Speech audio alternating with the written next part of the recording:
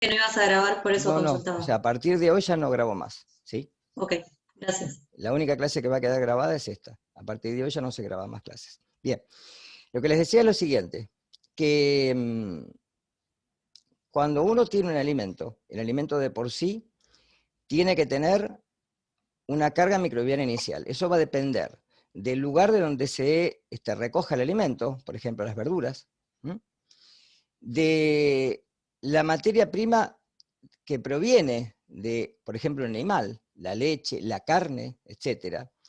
Pero además, siempre vamos a tener un agregado, que es generalmente todo el procesamiento que se da desde que se obtiene la materia prima hasta que llega normalmente hasta nuestras manos, que va pasando desde el envasado,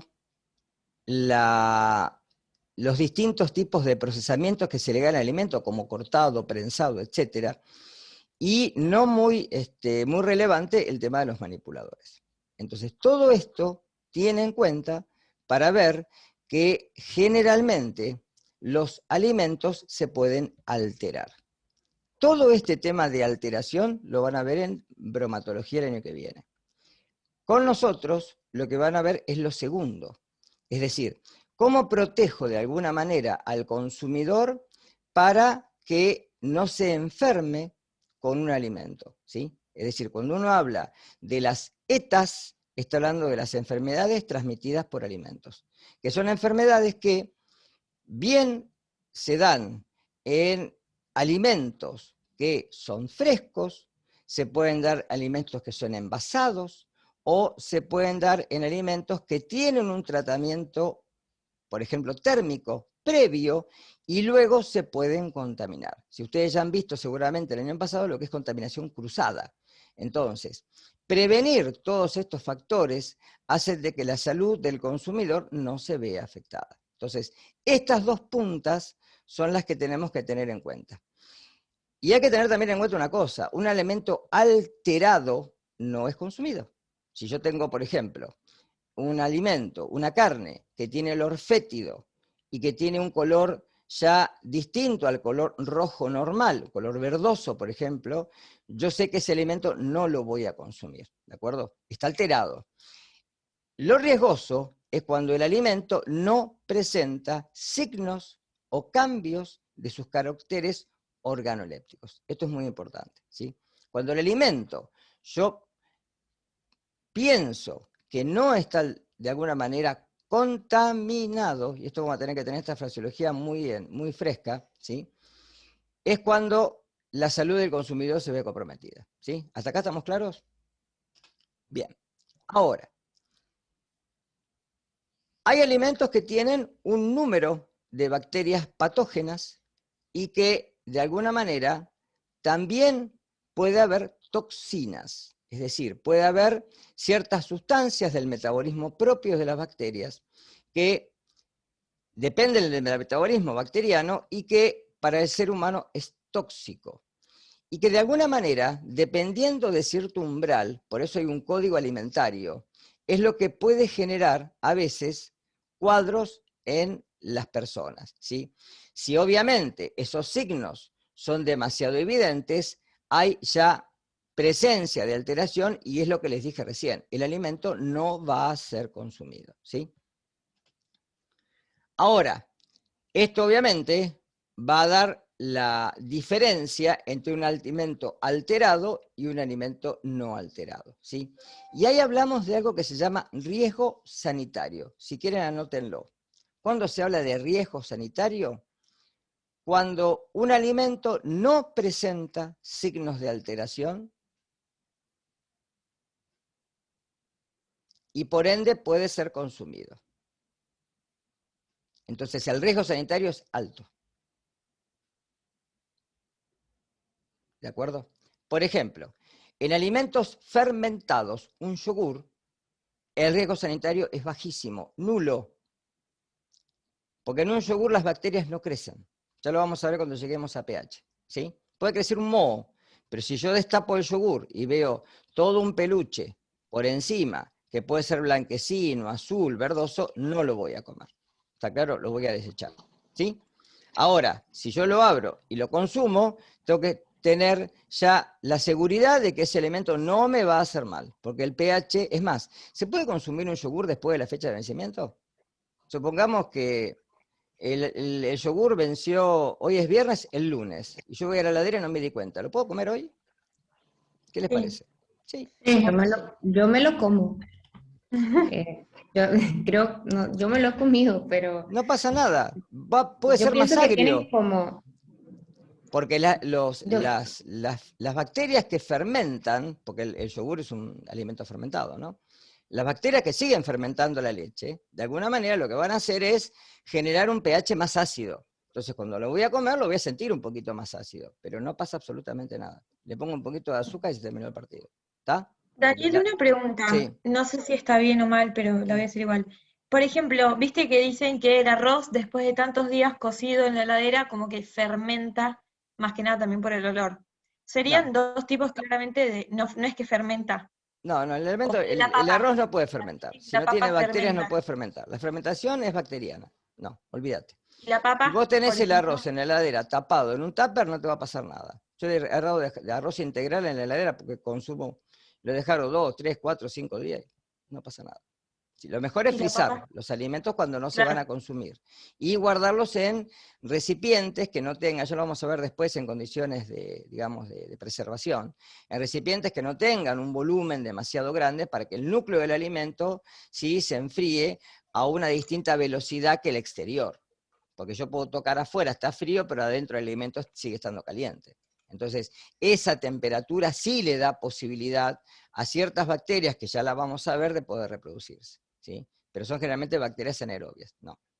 Bien, Perfecto, gracias. de nada.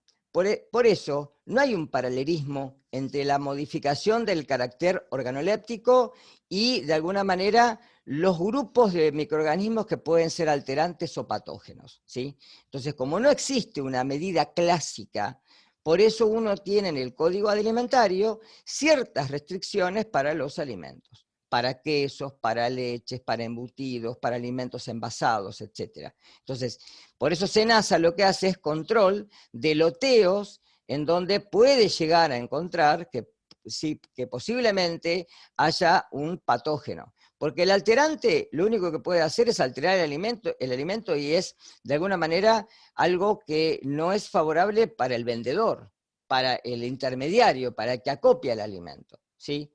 Pero si ustedes van al supermercado, compran una caja de hamburguesa, la llevan a su casa, la abren y está verde, ¿qué hacen? Van y la devuelven. Tienen el ticket, voy y lo devuelve, se terminó el partido.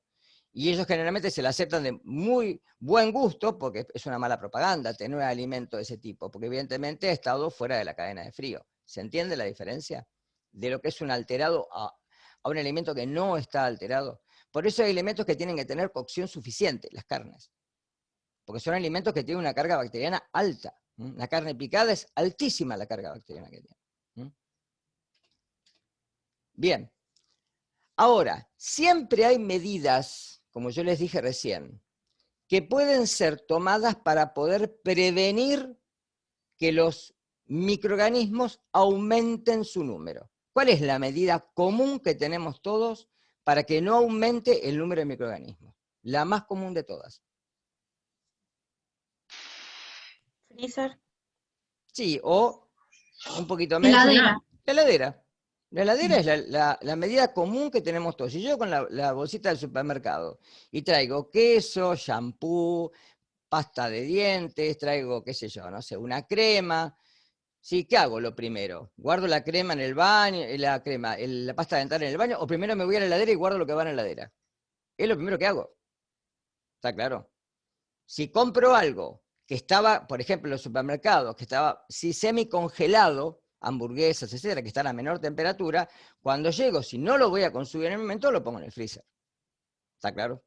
¿Sí? Si proceso alimentos, me sobran y los puedo alicuotar, los guardo en el freezer. Entonces, esas medidas, como también la cocción es una medida importante, porque esa medida justamente elimina la carga microbiana inicial, en una carne, por ejemplo. ¿A alguien se le ocurre comer carne cruda? A nadie. ¿Sí? salvo el sushi, que se consume carne de pescado cruda, pero las carnes generalmente de animales como la vaca, el cerdo, etcétera, el pollo, ¿sí? Generalmente se consumen con cocción, no se consumen crudas. Ahí tienen lo que les acabo de decir. Esto sucede con los principales elementos proteicos, carne de mamíferos, de aves y productos lácteos, ¿sí? Esto generalmente uno tiene que tomar, ¿sí?, acciones preventivas para justamente la alteración, ¿sí? Pues si es una carne arriba de la mesa, en 2 o 3 días comienza a tener feo olor, ¿sí? De ahí que alteración y patogénesis sean 2 flechas, ¿sí? Es una flecha hacia ambos sentidos, en donde una de las dos, ¿sí?, en algún momento puede caer en lo que es patogénesis, ¿sí? Porque la patogénesis se da cuando el alimento no es seguro. Y no es seguro cuando no presenta signos de alteración, ¿de acuerdo? ¿Está claro esto? No es seguro cuando no presenta cambios en los caracteres organolépticos. Eso tiene que ser a rajatabla, ¿sí? Bien. Ahora, normalmente, cuando uno inhibe el crecimiento de ciertos microorganismos, a veces favorece el crecimiento de otros, ¿sí? Por ejemplo, si uno hace un proceso como la pasteurización y no está bien hecha, yo puedo eliminar, por ejemplo, algunas de las lactobacterias, lactobacilos, algunos cocos lácticos, pero a veces no elimino otras bacterias como pueden ser las que son esporuladas. Entonces, ahí está digamos, la mano generalmente de SENASA, en el cual hacer controles de lote de algunos alimentos que lleguen después al consumidor, ¿sí? Normalmente, cuando uno hace control de alterantes, esto generalmente hace de que los gérmenes que son patógenos, uno piensa que no van a proliferar, ¿sí? Pero a veces eso no ocurre. Por eso hay que tener mucho cuidado también con la contaminación posterior a los tratamientos, por ejemplo, como la cocción, ¿sí? ¿Se acuerdan que en la cocina, lo he visto en el pasado, hay 3 áreas, ¿no? ¿Cuáles son? ¿Se acuerdan? La roja, amarilla y verde. La roja, amarilla y verde, ¿sí? Si yo hice la cocción de una carne y la tengo ya, ¿sí?, a punto para servirla, ¿en qué zona está? Verde. Ya está cocida. Profe, nosotros no fuimos a la cocina, pero justo ayer nos enseñaron la de técnica, unas fotos, pero por lo menos de los del año pasado nadie conoce la cocina. Ni siquiera Ah, sabíamos lo de los colores. bien. Fíjense una cosa, lo que es verde es lo que no tiene ningún tratamiento. Las verduras, por ejemplo, ¿sí? Amarillo es cuando ya le hice un tratamiento, ¿sí? O es una zona neutral, donde todavía no terminé. Y la roja es donde ya hice la cocción de la carne. Por ejemplo, yo vengo a hacer un asado, ¿sí? Voy con una bandeja. La bandeja tiene la carne cruda, ¿sí? Pongo la carne en la parrilla. Pregunta, cuando termina de hacerse la cocción, ¿la vuelvo a poner en la misma bandeja o tengo que lavar primero la bandeja para poder recién poner la carne?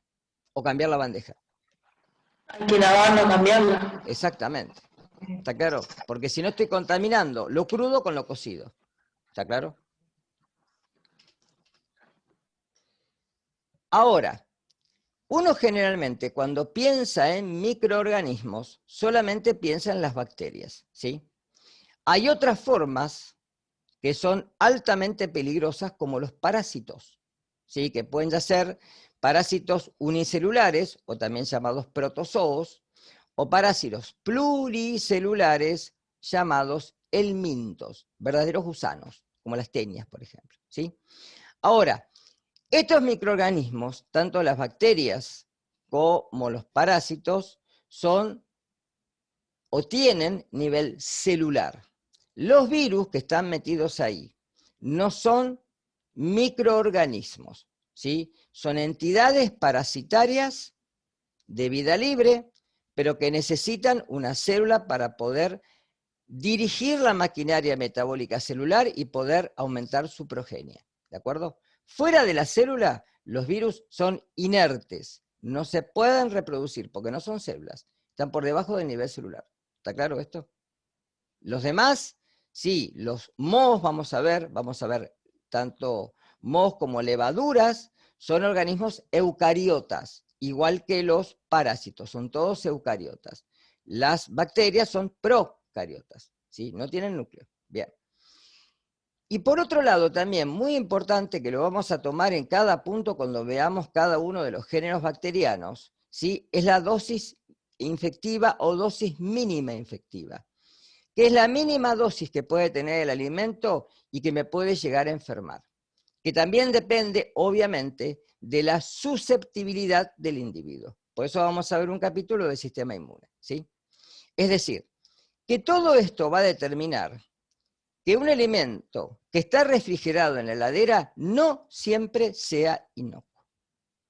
Hay alimentos que pueden ser peligrosos, ¿sí? Generalmente cuando termina esta materia después le prestan más atención a la cocina, ¿sí? Fundamentalmente a la precaución entre la cocción y el mantenimiento luego del alimento una vez que no se consumió y sobró ese alimento y puede ser consumido el otro día, ¿sí? Bien. Ahora, dentro de la diversificación que tenemos biológica de los microorganismos vamos a tener, por un lado, organismos unicelulares, es decir, que están conformados por una sola célula, ¿sí? Esa sola célula es de vida libre, no forma estructuras tisulares, no forma órganos, no forma sistemas de órganos, y por eso se habla de microorganismos, porque son solamente visibles en el microscopio óptico, ¿sí? Y tenemos, ¿sí?, en este contexto a las bacterias, o también llamados organismos procariotas, algunos protozoos, que vamos a ver algunos parásitos nosotros, y algunas algas, y dentro de los hongos, las levaduras, ¿sí? Todos estos son unicelulares. Por otro lado, tenemos a los pluricelulares o multicelulares, que ya tienen división de células en su diferenciación en forma de tejidos, en forma de órganos y en forma de sistemas de órganos, formando individuos.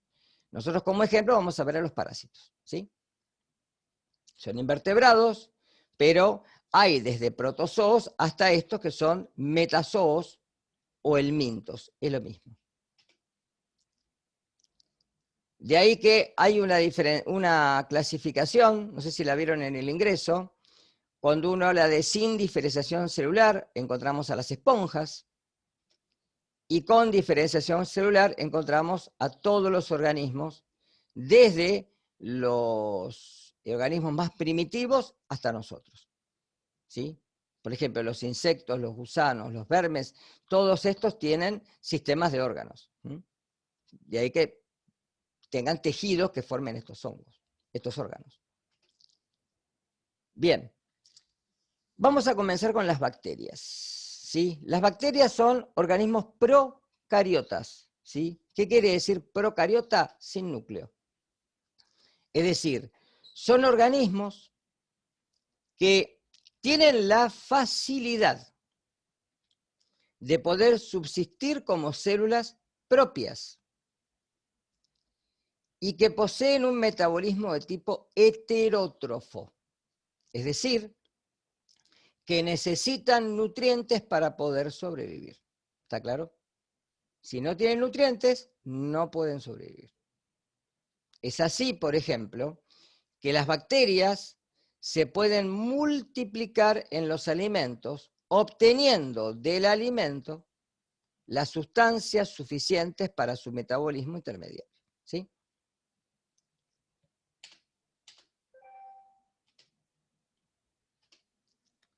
Dentro de las procariotas tenemos bacterias, o también llamadas eubacterias, o bacterias verdaderas, que son las cuales nos vamos a ocupar nosotros, las cianobacterias, que tienen un metabolismo de tipo autótrofo, porque pueden sintetizar su propio alimento, y las arqueobacterias, que son bacterias que viven en condiciones físico-químicas hostiles. Por ejemplo, las que viven en las fallas oceánicas o las que viven en los polos. Nosotros no las vamos a ver.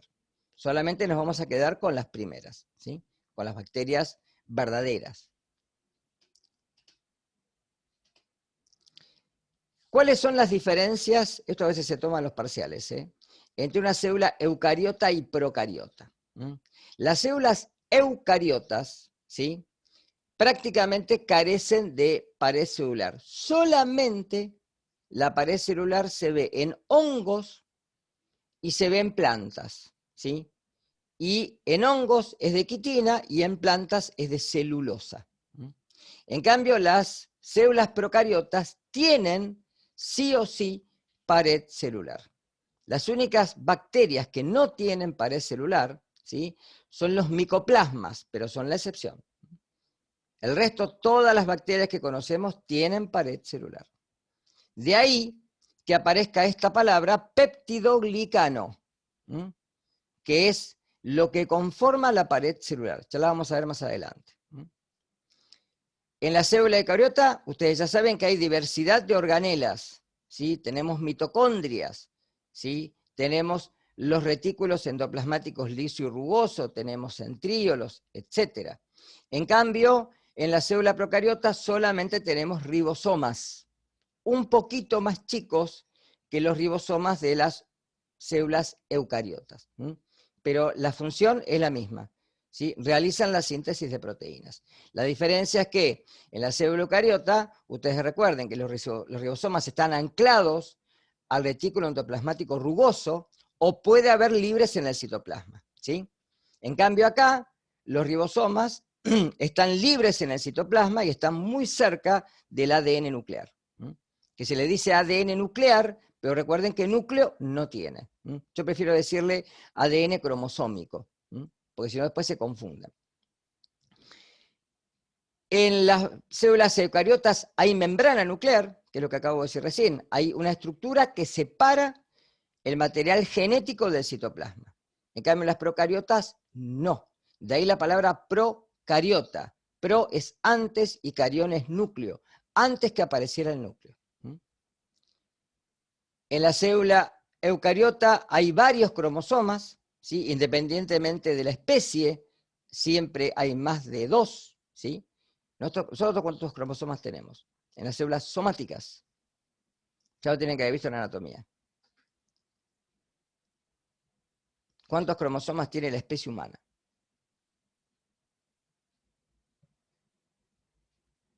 Yo voy a probar 26 o 28, pero la verdad no sé si estoy hablando. 46.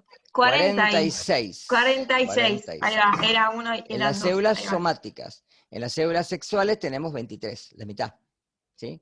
Tanto los espermatozoides como los ovocitos tenemos la mitad porque hay una reducción cromosómica en la meiosis, ¿sí? En cambio, en las células, sí, del soma, del cuerpo, en cualquier célula yo encuentro 46, ¿sí? Bien. En cambio, en las bacterias hay un solo cromosoma dispuesto en forma circular y no está unido a proteínas. Diferencia fundamental. Nuestros cromosomas están unidos a proteínas que se denominan histonas. En cambio, en las bacterias no hay proteínas que unan al ADN. Está libre, difusible, suelto en el citoplasma. Las células eucariotas se dividen por procesos de mitosis y meiosis. En cambio, las células procariotas se dividen por una forma asexual que se denomina fisión binaria, en donde una célula duplica su ADN cromosómico y después se divide en dos. ¿Sí? Ahí hay más diferencias. Después mírenlas. ¿Sí? Por ejemplo, los ribosomas, que son 70S, en cambio lo de las células eucariotas son 80S, son un poco más grandes. Están formados por una unidad 50 y otra 30, y los otros 60 y 40. Son un poquito más grandes, ¿sí? En las células eucariotas hay endomembranas, los retículos, liso, rugoso, aparato de Golgi. En cambio, en las células procariotas no. Las mitocondrias que existen en las células eucariotas, tanto en células animales como vegetales, ¿sí? vamos a encontrar que son las organelas que se encargan de generar energía a través de la oxidación de alimentos. En las células procariotas, a pesar de que no hay mitocondrias, hay procesos de oxidación. Y esto se da porque tienen enzimas que se van a ubicar en la membrana plasmática. Y esto hace de que vamos a ver que hay bacterias que son aerobias, es decir, que pueden oxidar los alimentos, ¿sí?, con una particularidad similar a que si fueran mitocondrias. Es más, hay una teoría que se llama teoría endosimbionte, que supone que las mitocondrias podrían haber sido células individuales que pasaron a ser entidades de una célula más evolucionada. ¿Está claro esto? Podrían haber sido células procariotas que quedaron dentro de células más evolucionadas y ahí se anidaron y ahí la prueba es que tengan ADN propio. ¿Sí? Bien. Lo de la pared celular ya lo dije. La locomoción, generalmente hay flagelos, puede haber pilis también, pero no son para locomoción, son para adhesión celular. En cambio, en las células eucariotas hay cilios, recuerden que los tenemos en el aparato broncopulmonar, y hay flagelos en los espermatozoides. ¿Sí? Eso como diferencias. Bien. ¿Cómo las podemos ver? Para poder ver a las bacterias, sí o sí tenemos que verlas al microscopio óptico. Y normalmente para poder verlas tenemos que verlas con un aumento generalmente de 1000 veces el tamaño original. ¿Se acuerdan cómo hacer el cálculo de cómo se magnifica la resolución de lo que ustedes están viendo en el microscopio? ¿Vieron algo de microscopía el año pasado? No. Nada, No me nada. acuerdo. Bueno, Mm, para poder ver no, el profe. aumento, uno multiplica el valor que tiene el ocular, donde estoy mirando, por el valor que tiene el objetivo, que es el que enfoca a la imagen que yo quiero ver. Entonces, si el objetivo es de 100 por y el ocular es de 10 por, el aumento es de 1000 por. ¿De acuerdo? Estoy viendo 1000 veces el tamaño que tiene lo que estoy observando al microscopio. ¿Está? Por eso les digo que para poder ver bacterias hay que verlas con el microscopio, generalmente con inmersión, con aceite, y el microscopio tiene el objetivo, el de 100 por, es de inmersión. ¿Qué quiere decir de inmersión? Que el objetivo se sumerge en un aceite y tiene un pistón que hace que el objetivo vaya pasando muy despacito y pueda ir, ¿sí?, dando ese contraste donde la resolución la vamos dando con el micrómetro, o sea, muy despacito para no romper primero el preparado y para poder ver mejor la imagen. ¿Tá? Ahora, podemos verlas en fresco. Ojalá que podamos volver al laboratorio para poder ver esto, ¿sí? Si no, vamos a tener que hacerlo con videos online. Para verlos en fresco hay distintas maneras. Uno puede ver un fresco directamente, colocar una suspensión del preparado con solución fisiológica y verlo en 40 por ejemplo, ¿sí?, con un cobrobjeto. Lo podemos ver con un microscopio de contraste de fase, que lo que hace es, la luz en vez de estar dirigida en este sentido, está dirigida en forma diagonal, con lo cual pues, se llama contraste de fase. En campo oscuro, en donde el microscopio tiene un lente de campo oscuro y un equipo que lo que hace es dejarme las bacterias como si fueran blancas y todo el fondo oscuro, como un fantasma. O al revés, con tinción negativa, en donde tiño todo el preparado y lo que me queda sin teñir justamente son las bacterias. ¿Sí? Y hay otras coloraciones que son compuestas y algunas simples. Las simples pueden ser azul de metileno, giemsa, violeta de genciana, etc. ¿Sí? Y las compuestas utilizan más de un colorante y generalmente una decoloración en el medio. Por ejemplo, la coloración de Gram, que es la que vamos a tratar de que ustedes vean en el laboratorio, o por lo menos que vean en los videos. ¿Sí? La coloración de Ciel-Nielsen se utiliza para bacilos ácido-alcohol resistentes, ¿sí?, los bacilos que traen la tuberculosis, ya sea humana como bovina. ¿tá? y son corporaciones compuestas porque tienen más de un colorante. ¿Está claro esto? Tienen un colorante primario y un colorante secundario o contracolorante. Ahora en la coloración de Gram lo vamos a ver a eso. Ahí tienen, miren, lo que está en la parte superior izquierda son coloraciones que se hacen con azul de metileno o con violeta de genciana. Que todo lo que se ve tiene un solo color. ¿Está claro? ¿Sí? En este caso, tenemos coloraciones que pueden ser hechas con Gram. Acá se ven bacilos, acá se ven cocos o cocos bacilos. ¿Sí? Esa es la forma según la disposición espacial que tengan. Esto que se ve acá abajo es un campo oscuro, donde se ve un espirilo, y esto es un contraste de fase. Miren la diferencia de un campo oscuro a un contraste de fase o a otro contraste de fase. ¿Sí? En donde dependiendo de cómo da la luz, con el objeto tiene dimensión, es como la sombra, chicos. La sombra, si yo me pongo a un lado, se da hacia el otro, ¿no? Pero si pongo dos luces, ¿sí? Magnifico lo que está en el centro. Porque es como si fuera una doble sombra. ¿Está claro eso? Por eso son contrastes de fase. Las formas pueden ser cocos cuando son esféricos, diplococos cuando se mantienen de a dos, estafilococos cuando forman ramilletes, estreptococos es cuando forman cadenas, zarcinias cuando forman estructuras de tétradas superpuestas, o tétradas si son de A4. Cuando son más largos, ¿sí? En ancho que en alto, que ya no son esféricos, se habla de bacilos. Si son muy cortitos, se puede hablar de cocobacilos. Y si están más de A1, se puede hablar de diplo o estreptobacilo. También pueden tomar forma de vibrios, esto ya lo vamos a ver en cólera, cuando tienen forma de coma, o espirilo cuando tienen formas de resorte. ¿Sí? ¿De qué depende esto? De los planos de división celular. Si la célula se divide y se mantiene aislada, se forman cocos. Si se mantienen de a pares, se forman diplos. Si alternan los planos de división, se forman estáfilos. Si no alternan los planos de división y se mantienen juntos, se forman cadenas o zarcinias. ¿Sí? Bien. Coloración compuesta. Una coloración diferencial que es muy importante porque la vamos a ver en todo el curso, es la coloración de Gram, que se escribe con mayúscula porque es el nombre del científico que creó la coloración.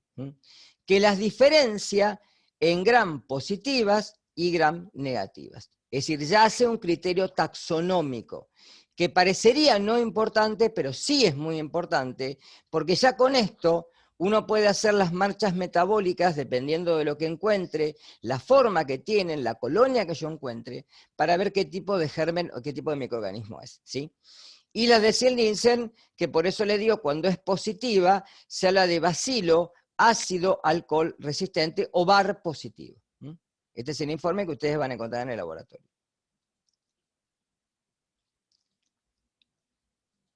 Hay otras coloraciones que no las vamos a ver nosotros, porque son más para investigación.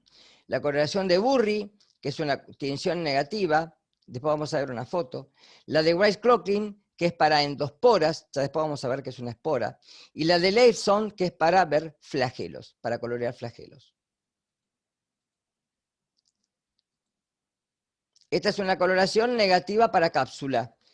Estos son neumococos, lo que tienen es cápsula, es decir, un material gelificante por fuera de la bacteria que lo previene del sistema inmune, ¿sí?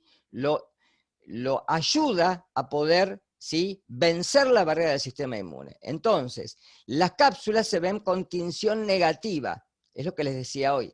Yo veo los diplos y lo que veo como un fantasma es la presencia de la cápsula.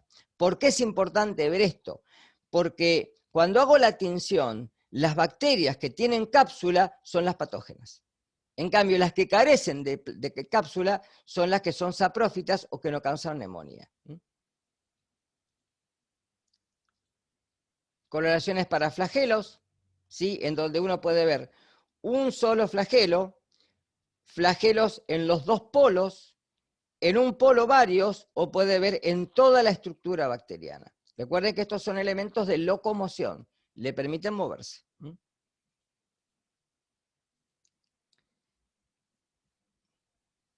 Esta es la estructura que van a encontrar clásica de una célula bacteriana. Entonces, esto es un bacilo, por la forma que tiene.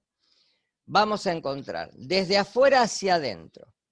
Puede haber una cápsula, vamos a ver por qué puede y por qué no. Sí o sí tiene que haber una pared bacteriana. Después encontramos la membrana plasmática, el citoplasma, que es una matriz geloide, que tiene en su mayor parte agua y elementos ¿sí? disueltos en ella, como iones, azúcares, lípidos, etc. Puede haber inclusiones. Podemos encontrar plásmidos, que son segmentos de ADN extracromosómico.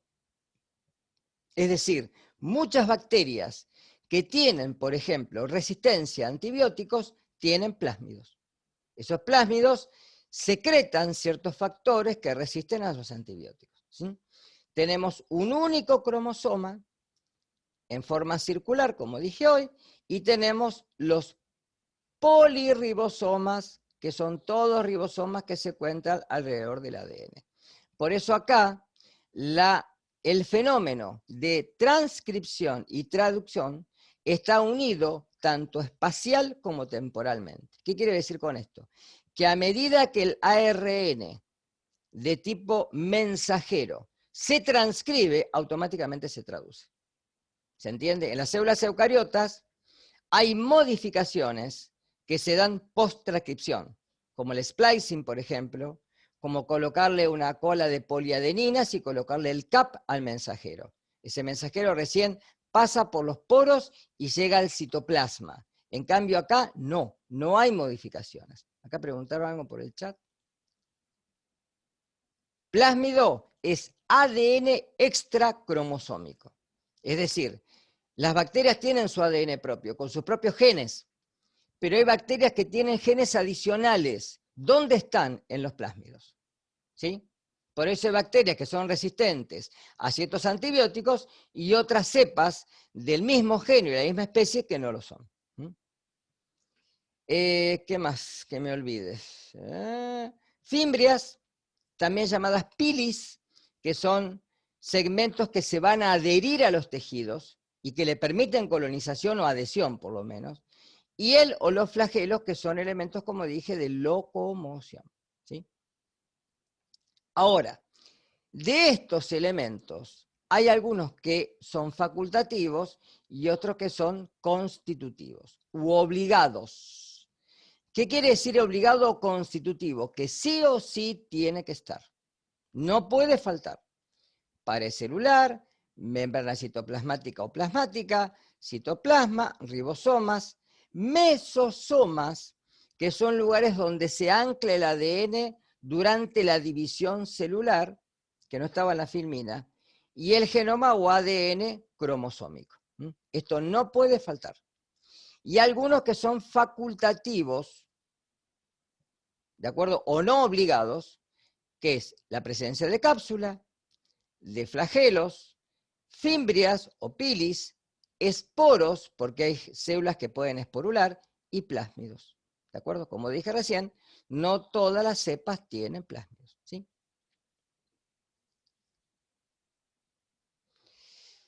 Pared. La pared celular es muy importante. ¿Por qué?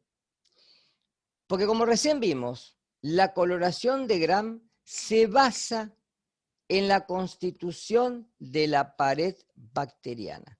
Es decir, Gram, cuando hizo sus estudios y pudo ver que había células que se tenían de un color, dependiendo del tratamiento que le hacía, y otras que no, empezó a estudiar dónde estaba el fenómeno, y el fenómeno está en la pared. Por eso que las células Gram positivas y células Gram negativas se diferencian por la constitución morfológica y molecular a nivel bioquímico de la pared. ¿Sí? Fíjense una cosa, cuando hablamos de las células Gram positivas, vamos a encontrar, y síganme acá con la filmina, con la membrana plasmática o citoplasmática que es similar a la membrana nuestra, con la única diferencia que no tiene colesterol. ¿Sí? tiene proteínas, tiene estructuras o canales que dejan pasar las sustancias, es decir, que es una membrana fosfolipídica proteica, igual. Pero anclado a esta estructura se encuentra la pared. La pared bacteriana es una serie de azúcares y de péptidos. De ahí que se denomina peptidoglicano. Lo de glicano viene por azúcar. El azúcar que compone la estructura no es la glucosa, son dos azúcares, el ácido acetilmurámico y la N-acetilglucosamina, ¿sí? Son dos azúcares distintos a los que conocemos nosotros. Y los péptidos se van entrelazando, y de ahí la palabra de mureína, como si fuera un muro. Y esta pared es muy gruesa y es altamente resistente. ¿De acuerdo? En las células gram negativas, después de la membrana, voy a encontrar generalmente un espacio periplásmico y automáticamente muy enseguida la pared.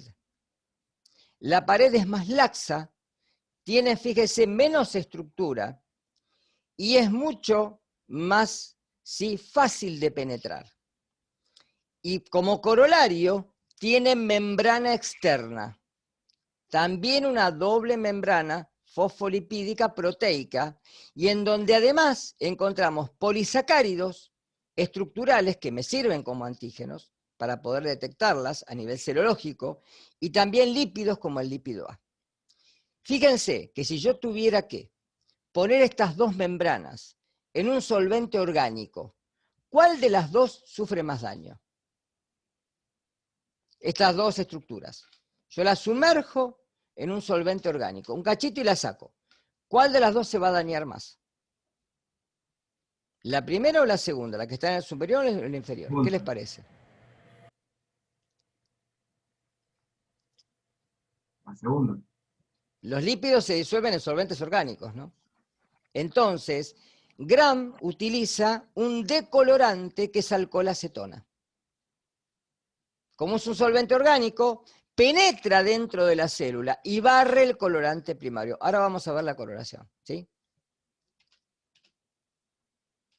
Miren la estructura de una pared de una gram positiva. ¿Ven? Estos son los azúcares y los péptidos se van uniendo formando esta estructura de la pared celular.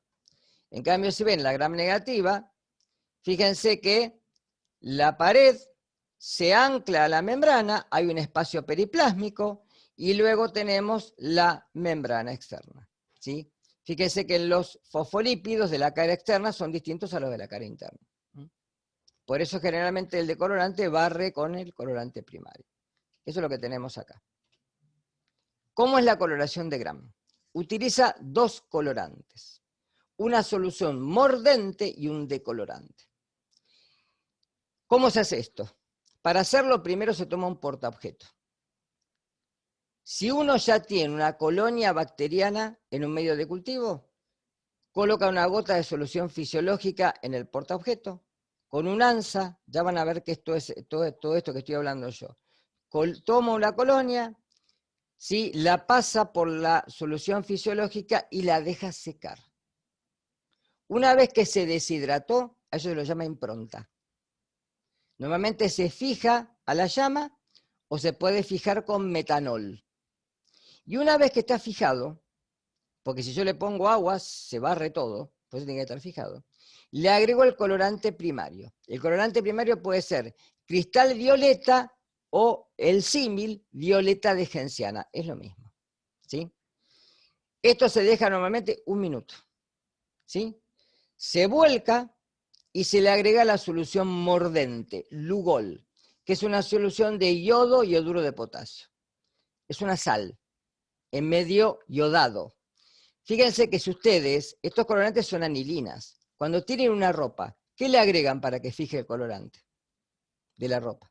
¿Qué se le agrega aparte del colorante en agua? ¿Qué le agregan? Sal. Sal. Bueno, ahí tienen el Lugol. Lo que hace el Lugol, pues ese mordente, sella la estructura externa para tratar de impedir que lo que tomó de coloración la especie bacteriana no se decolore. ¿Está claro? Luego viene el paso crucial o el paso, digamos, definitivo de la coloración, que es la decoloración, que se agrega una solución de alcohol acetona, vieron que le dije la primera 1 minuto, la del Lugol se puede dejar 3, 4 minutos que no pasa nada. Lo pueden dejar 3, 4, 5 minutos, no pasa nada. Lo vuelcan y le agregan el decolorante.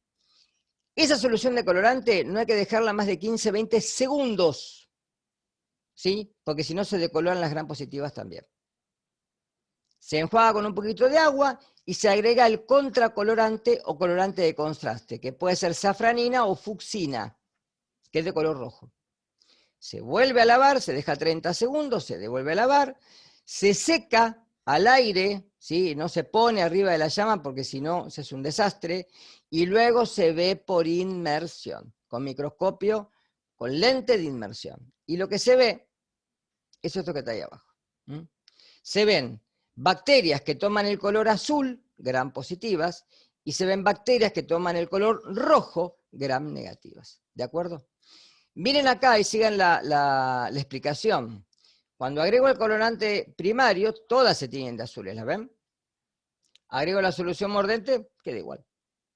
Cuando agrego el decolorante, mire qué pasó.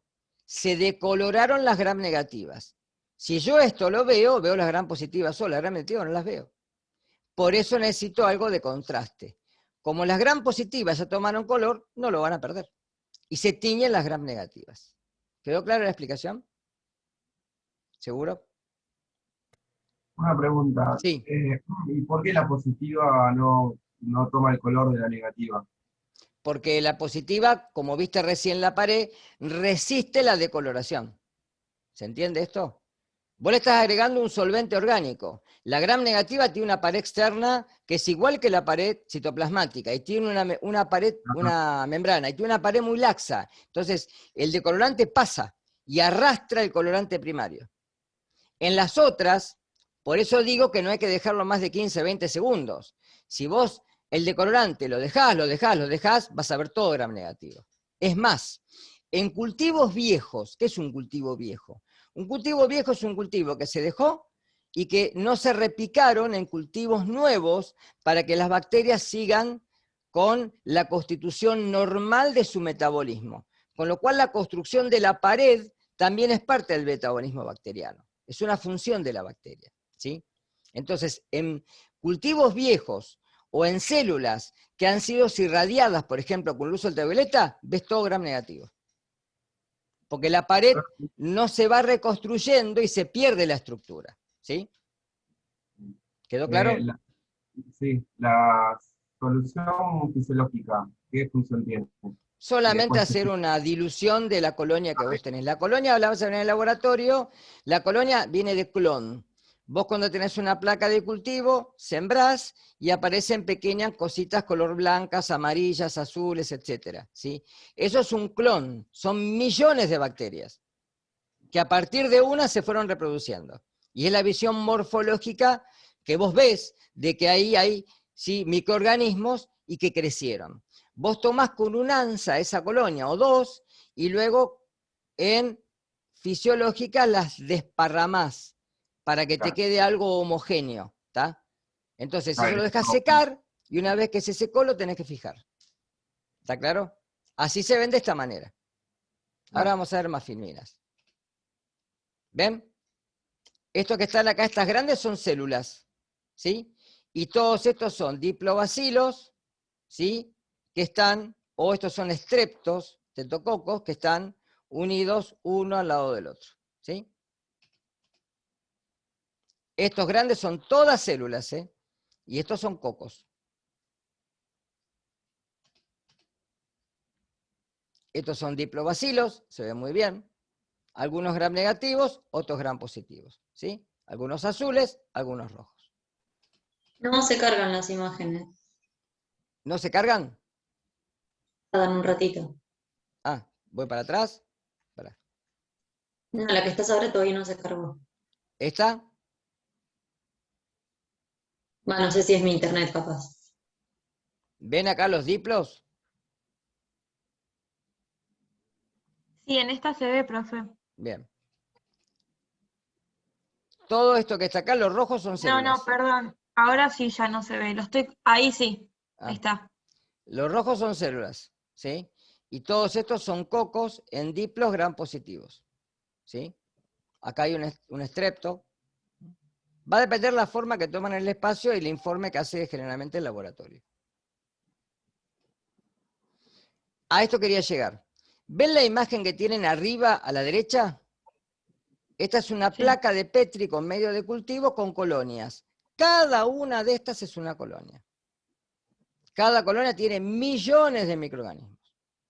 ¿Está? Millones, no uno.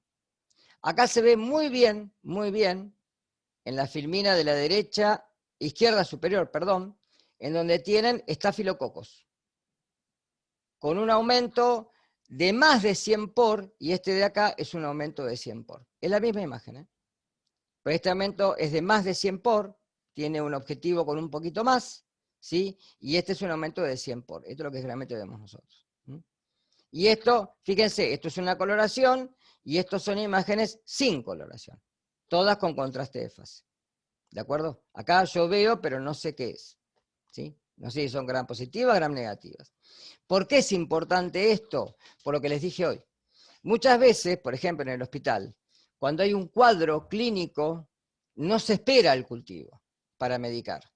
Entonces, ya ante un gram, una coloración de gram, el pediatra o el médico puede ya orientar una medicación antibiótica para salvarle la vida al paciente y no esperar el cultivo. Piensen en cultivo que es muy artesanal todavía esto en los hospitales, tarda entre 48 y 72 horas. ¿Está claro? Generalmente el paciente cuando está infectado ya de per se se le da antibiótico. Pero para orientar mejor el antibiótico, no tener que hacer la rotación del antibiótico, por si no hace efecto, una coloración de Granja me puede orientar para qué tipo, por lo menos taxonómicamente, de microorganismo es el que puede estar afectando la vida del paciente. ¿Sí?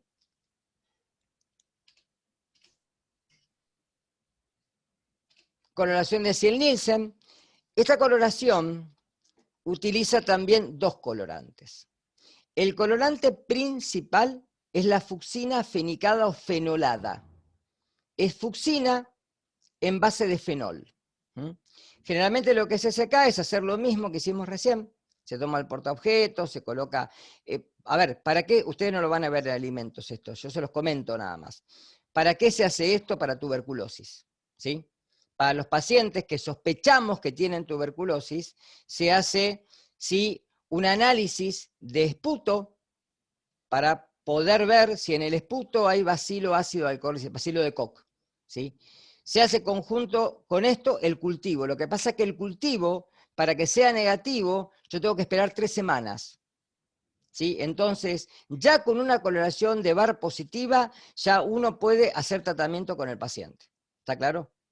Para esto lo que se hace es la misma impronta que vimos hoy. En vez de tener un medio común, lo que tengo es el esputo del paciente, que se hacen 2 tomas, ¿sí? Y luego con esto se le agrega el colorante primario, la fucsina fenicada. Con un hisopo, con algodón y con alcohol, se coloca el portaobjeto en una batea y por debajo se lo flamea hasta que emane vapores. No tiene que hervir. Esto hace de que el colorante pueda penetrar. La temperatura hace que el colorante pueda penetrar. ¿Sí? Se hace durante 10 minutos 3 veces.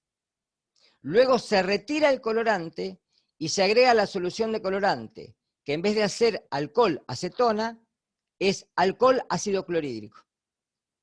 Por eso la palabra bacilo ácido alcohol resistente. ¿Está? Entonces, se decolora, se deja 40 segundos aproximadamente, se enjuaga y se le agrega azul de metileno.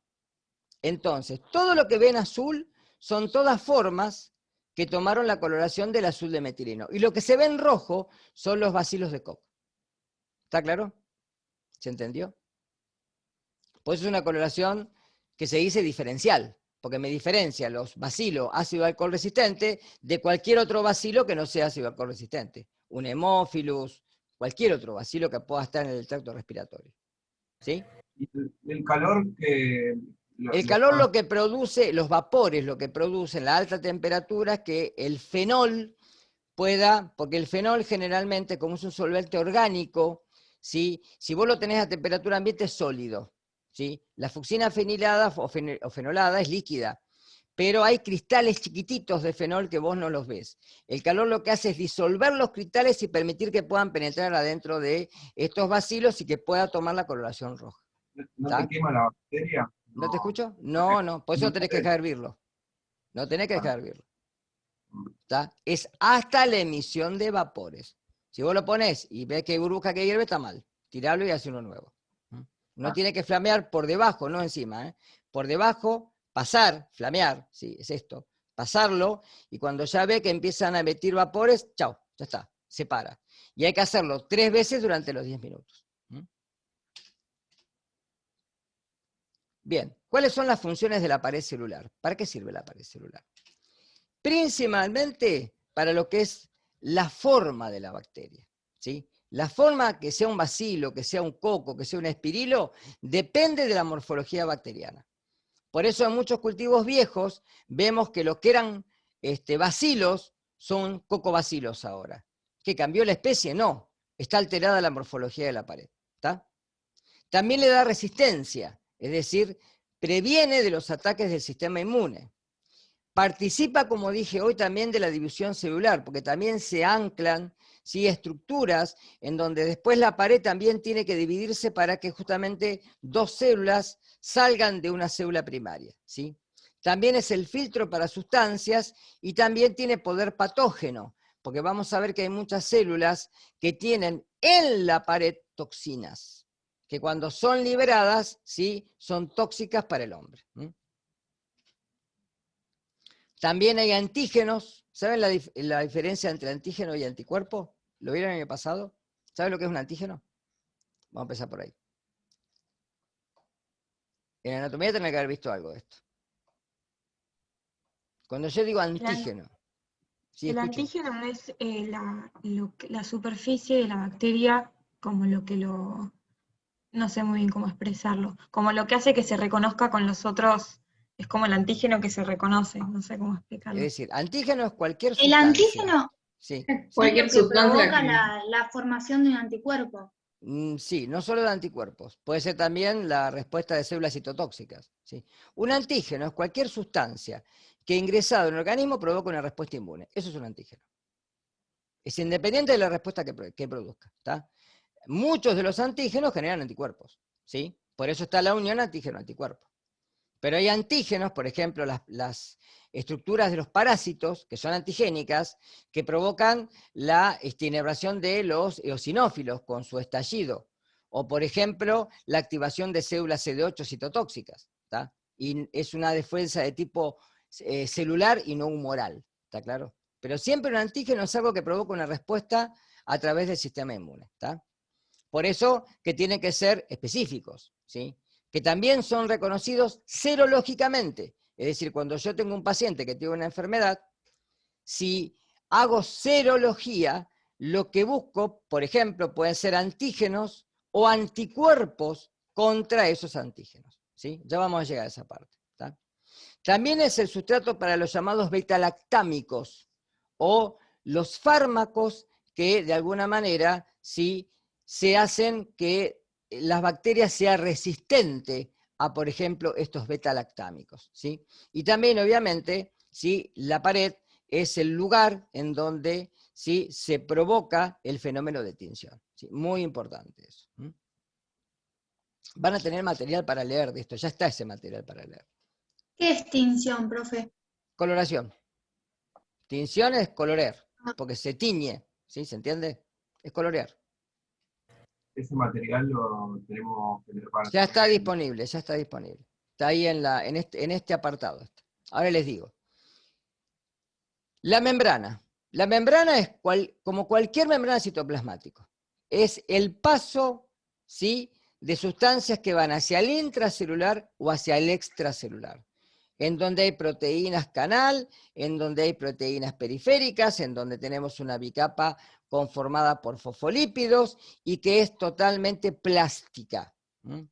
De ahí que la membrana sea justamente el lugar de paso de sustancias, fundamentalmente sustancias que utiliza la célula para poder nutrirse, o sustancias de desecho, que necesita excretar para mantener su metabolismo. Las funciones de la membrana, barrera osmótica, o sea, recuerda que ósmosis es el paso de ¿qué? De agua. De agua, ¿sí? De agua. El paso de agua a través de la membrana, ¿sí? Barrera activa, porque ahí les dije que se produce ¿qué? La fosforilación oxidativa. Recuerden que acá no hay mitocondrias, pero si pueden respirar es porque tienen citocromos que lo que van a hacer es sintetizar ATP a través de los mecanismos de oxidación. Algo similar a lo que ocurre en las mitocondrias, pero no tienen mitocondrias. Es el lugar de síntesis de pared y de cápsula, el sitio de acción de algunos detergentes que logran lisar a las bacterias, como por ejemplo la polimixina B. Ustedes vieron que hay geles o hay detergentes que son antibacterianos. Bueno, tienen este tipo de sustancias como la polimixina que normalmente destruye las membranas plasmáticas y permite que sean desinfectantes.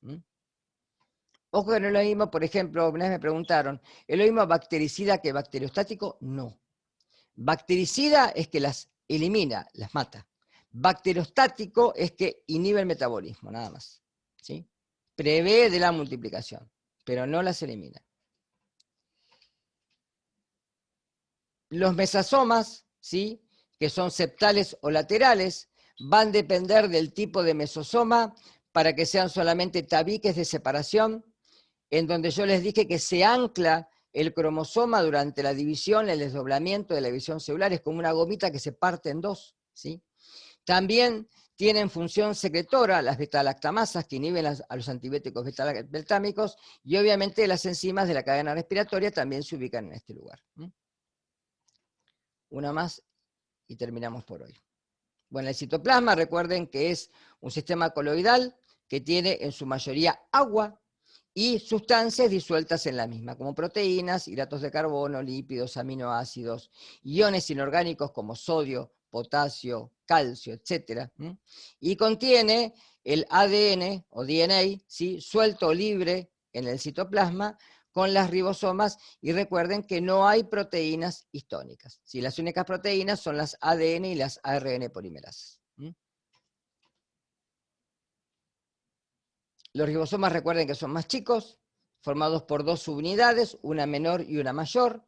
La menor es la que recibe al ARN mensajero y la mayor es la que encapsula y donde se provoca, ¿sí? Recuerden que el concepto moderno es que el ribosoma camina sobre el mensajero y no al revés. Y está conformado los ribosomas por ARN y proteínas. Funciones, síntesis de proteínas. Punto de impacto, fíjense, de algunos antibióticos. Esto es importante. ¿Qué son los antibióticos? ¿Es lo mismo un antibiótico que un antiviral o un antifúngico? No la luz. ¿Es lo mismo? ¿Cuándo se recomienda un antibiótico? ¿Cuando la infección es de qué tipo? Bacteriana. Bacteriana. ¿Sí? Si es viral, un antiviral o antirretroviral. Si es un hongo, un antifúngico. Y si es un parásito, un antiparasitario. ¿Está claro? Si yo tengo gripe y es viral, no tengo que tomar antibióticos. ¿Sí? No me sirve para nada. ¿Está claro? Un minuto.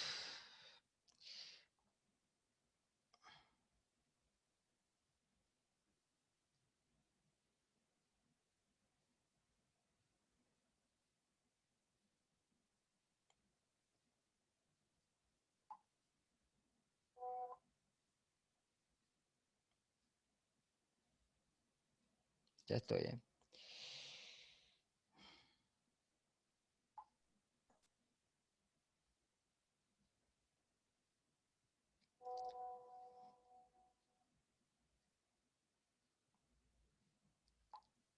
Bien. Los antibióticos logran frenar alguna de las funciones celulares, ¿sí? Por ejemplo, la replicación del ADN. Por ejemplo, la síntesis de proteínas. Y acá tenemos un ejemplo claro, ¿sí? Como estos antibióticos son el punto de impacto de los ribosomas, ¿sí? Inhiben la síntesis de proteínas.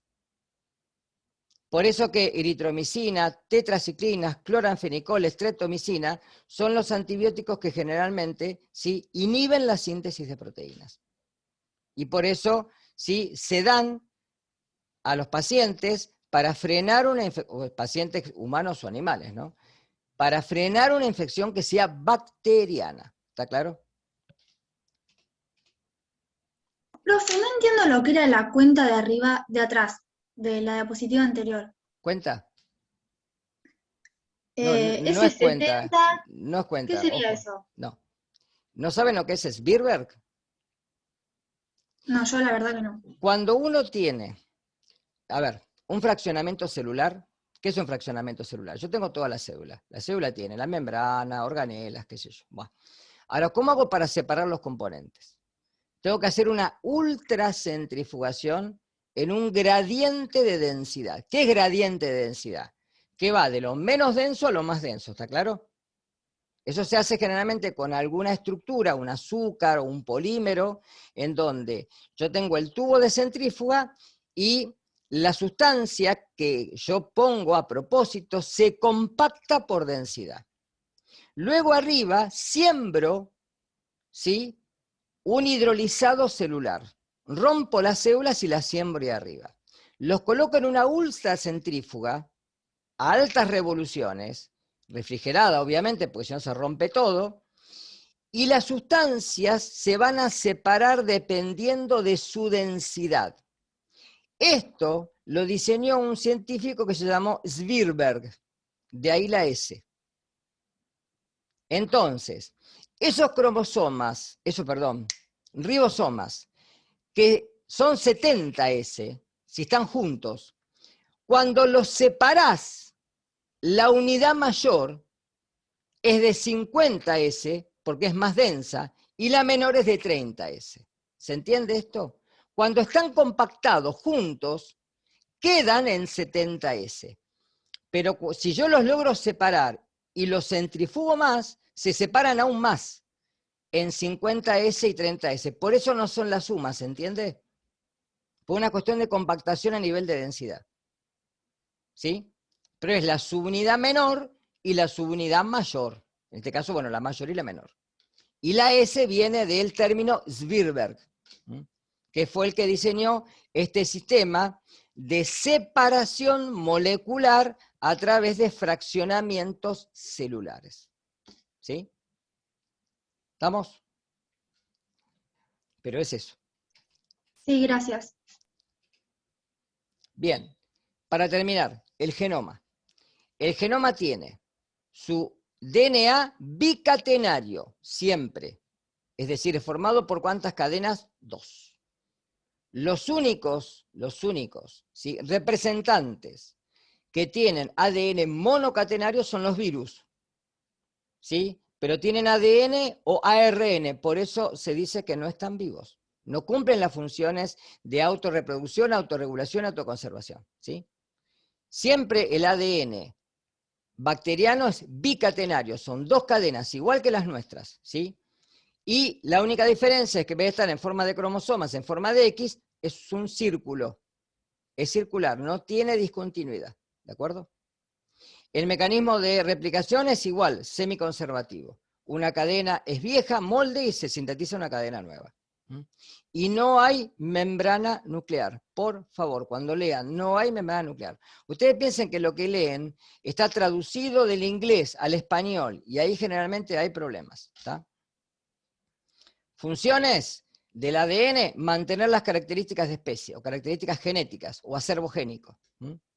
Transferir los genes a las células sucesoras, ¿sí? Participar obviamente en la difusión celular, y fíjense que es el ciclo de acción de las quinolonas y de la rifampicina. Bien, creo que hasta acá, porque ahora viene metabolismo. Va, inclusiones, pero se me fue, no importa. ¿Por qué se me fue?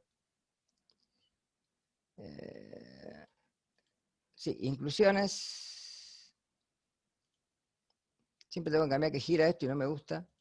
Ahí está. puede haber algunas vacuolas o inclusiones, granulaciones, puede haber de polifosfato, ¿sí? De glucosa, ¿m?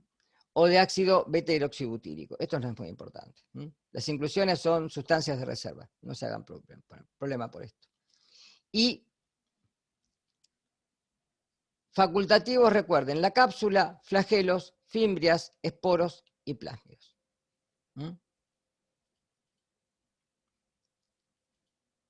Plásmidos, recuerden que es el ADN extracromosómico. Las bacterias no tienen sexos, ¿sí?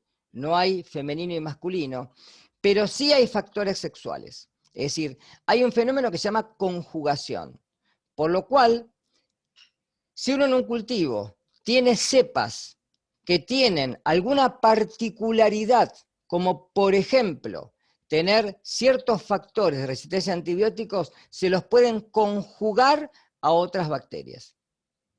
Con lo cual, estas se llaman F+, y estas se llaman F-, ¿sí?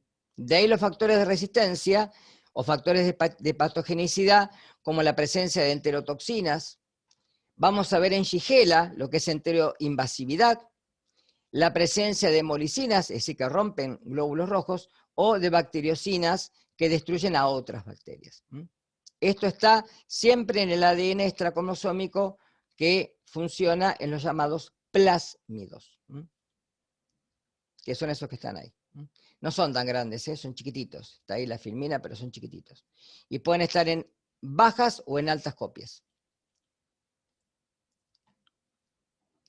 Fimbrias están compuestas por pilina. Recuerden que las fimbrias son estructuras como pelitos que sirven para anclaje, para adhesión de la célula, por ejemplo, al intestino, en donde ahí puede secretar sustancias hacia adentro del intestino. También tienen propiedades antigénicas y pueden también hacer esto que les dije yo, favorecer factores de conjugación entre bacterias. Son todos estos pelitos que ustedes ven acá. Y esporos. ¿Qué es una espora? Acá presten atención. Cuando las bacterias, y no todas, solamente algunas especies bacterianas, pueden lograr resistir tratamientos como el calor, la desecación, altas presiones, luz ultravioleta o agentes químicos, ¿sí? Pueden llegar a esporular, es decir, lo que hace la bacteria, y que tiene que ser un bacilo, si no, no hay lugar, ¿sí? Es todo el material cromosómico lo dirige hacia un polo celular y forma una estructura de dipicolinato de calcio que hace de que ahora esa zona sea resistente a estas condiciones medioambientales.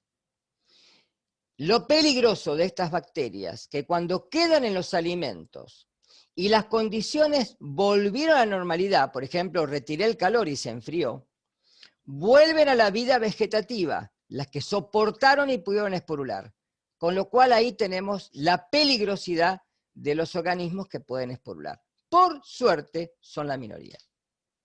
Vamos a ver solamente 3 especies bacterianas que son las que esporulan, ¿sí?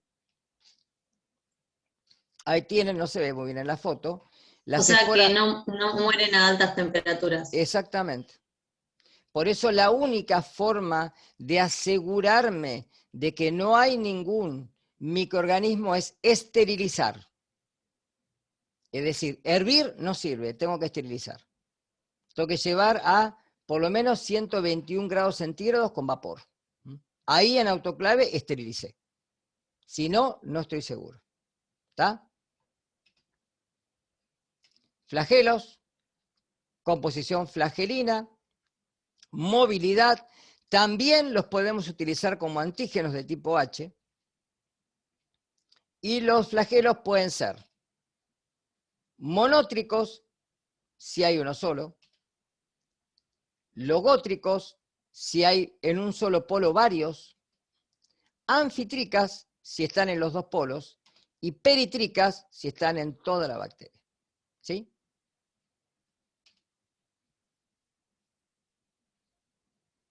Bien, esto es lo que les dije hoy. me multiplican por un mecanismo simple que se denomina división celular básica o fisión binaria. La duplicación del ADN de un solo cromosoma hace 2 juegos y cada célula recibe una especie cromosómica idéntica a la parental. ¿De acuerdo? Ahí tienen una célula durante la división celular. Esto se estrangula y quedan 2 células nuevas. Bien, por hoy hasta acá, porque si no los voy a cansar. La clase que viene empezamos con esto, metabolismo bacteriano. Ahora les voy a mostrar lo que tienen en la plataforma y qué es lo que pueden ver. Esperen que voy a cerrar esto. Dejar de compartir, ahí está. Así puedo ir.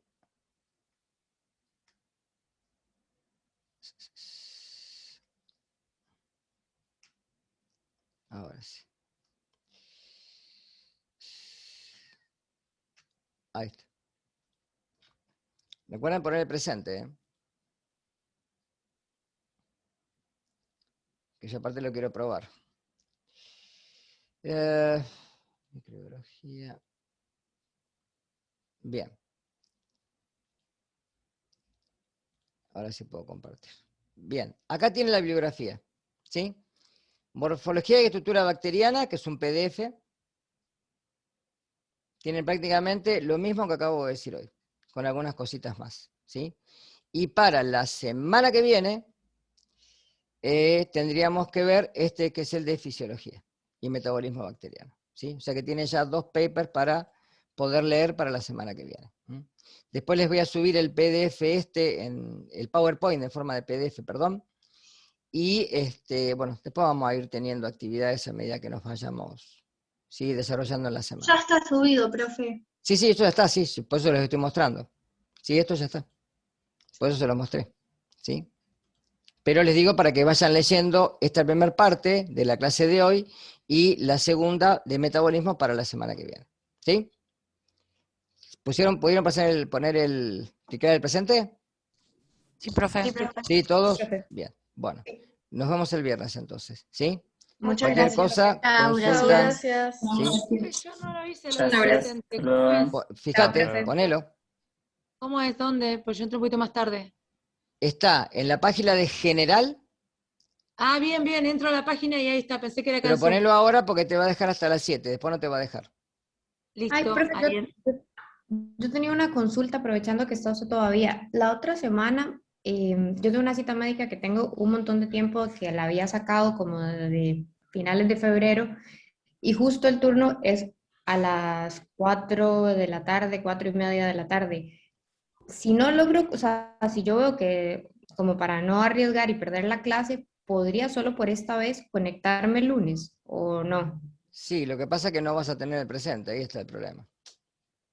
Ok, bueno, voy a ver Fíjate. entonces si no Porque el tema voy es o ese, algo. como ahora nos obligan a poner presente, tomar asistencia, el año pasado no existía esto. Bueno, si no voy, una cosa así. Está Bueno, bien. bueno, Bueno, nos gracias. vemos. Buen fin de semana. Chau, chau. Chao.